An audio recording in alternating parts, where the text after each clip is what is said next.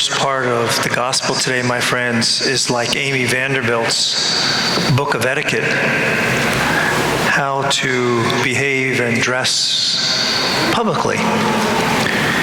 And the Jews, my friends, is part of their religion, and it's part of hygiene, is making sure everything's properly clean before you eat with your hands and or utensils.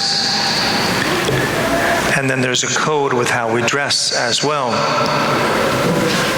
There was an incident that happened several years ago in Houston, Texas.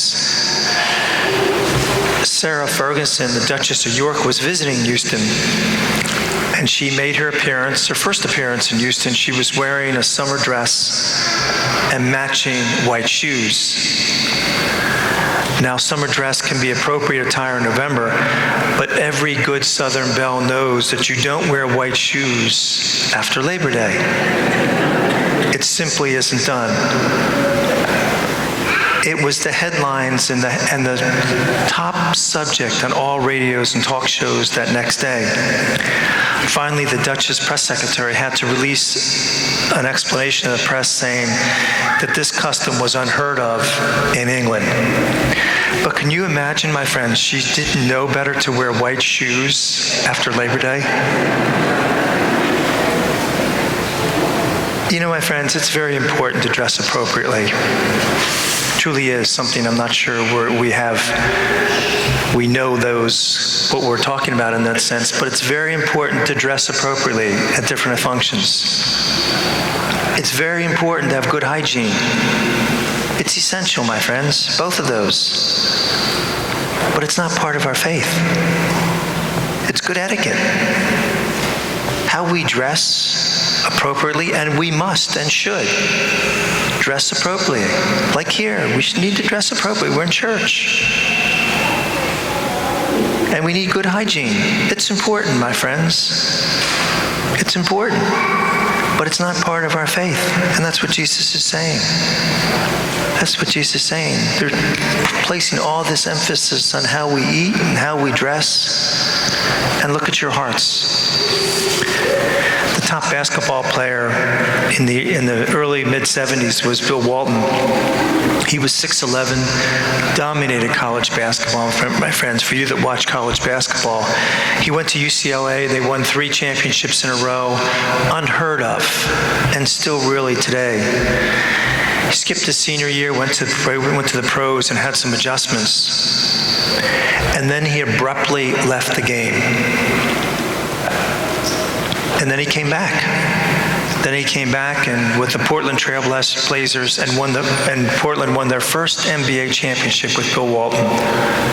Then he went to Boston Celtics and now a television announcer, at least he was. Just a side note with that, my friends, we had a parishioner, and some of you may have known him or know him, Dave Zwirtzik, played in that team. He's from Middletown and went here to this parish, but he played in that Portland Trail Blazers team. But Bill Walton, my friends, after he won that championship, they asked him, they said, what was the story here? Why did you take this leave of absence? And he simply said, my heart wasn't in it. And he said, until I get my heart right, I knew I couldn't come back. You see, my friends, our hearts need to be right. Because if our hearts aren't right, what happens? What happens when our hearts aren't right? There's a nice little list in today's gospel that tells us when our hearts aren't right.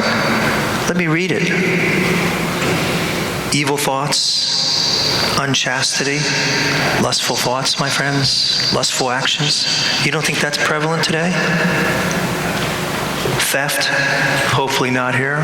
Murder. Well, we always say we don't murder people, do we? But then we kill people, literally kill people, kill their souls with our thoughts and our words and our actions, don't we?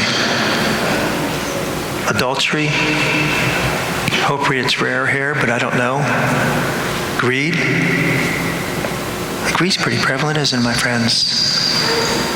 We constantly want, don't we? Malice, evil thoughts on somebody. We're good at that, aren't we? hurtful, revengeful thoughts, malice, blasphemy, probably rare, arrogance, folly, making a joke of the church. These all come from within, my friends, and serious. And serious. And this is what Jesus says, we need to start putting some attention here, because these affect our behavior.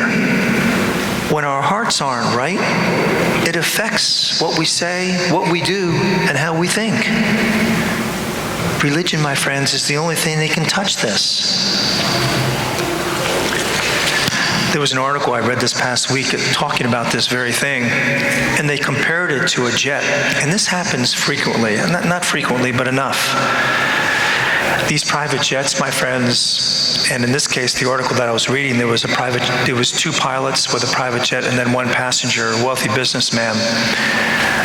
And it happened with Payne Stewart, a famous golfer, same thing.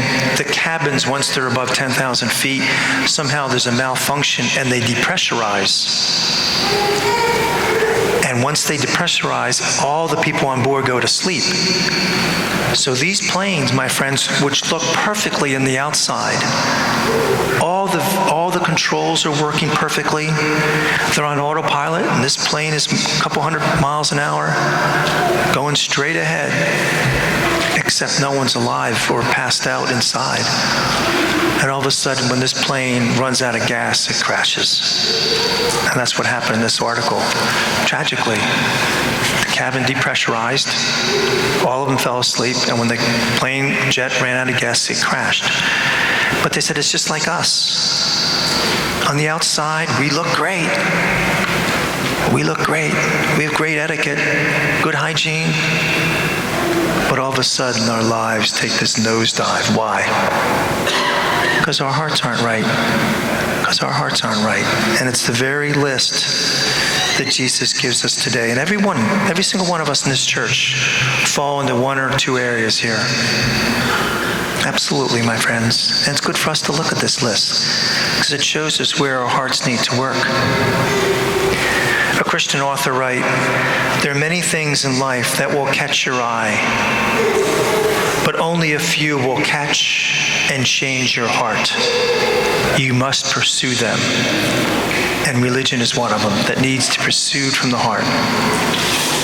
And then the author said, "Only from the heart can you touch the sky." What a beautiful thought, my friends. Only from the heart can you touch the sky. This week, my friends, may we examine what is in the hearts of each one of us. God bless you.